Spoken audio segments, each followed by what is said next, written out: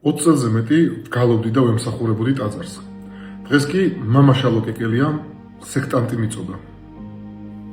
ამას გიყვებით, იმიტომ რომ ეკლესიაში მიმდინარე პროცესები ჩემთვის უცხო არ არის. კარგად ვიცნობ ტაძარსაც და ვთვლი რომ მეტად თუ არა არავისზე ნაკლებად არ ვიცი სარწმუნოების და ტრადიციების ფასი.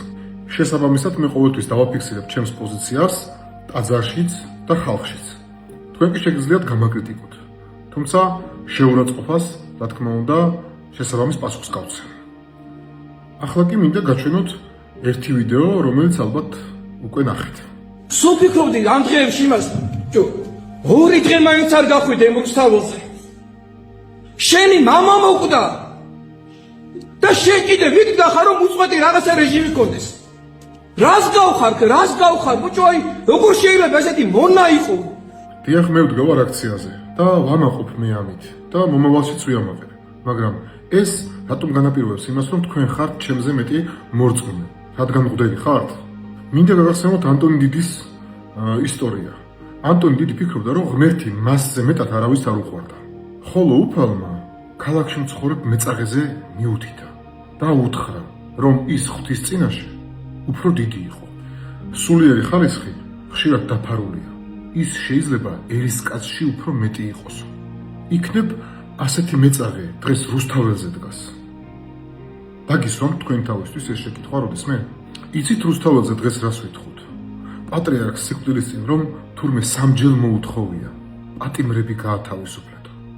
აი ზუსტად მაგას ვითხოვთ, რომ არავინ შეისმინა მისი თხოვნა სამებაში ტრიბუნაზე გამოსვლებიდან. იმიტომ მდგავარ, რომ ჩემი თვალით ვნახე გაყალბების მასშტაბები, პოლიციისგან ნაწამები და მოწამლული ადამიანები. მე მყავს მეგობარი საბას ხვიტარიძე, რომელიც დაზარალებულად არის ცნობილი წამების გამო და დღეს ციხეში ზის.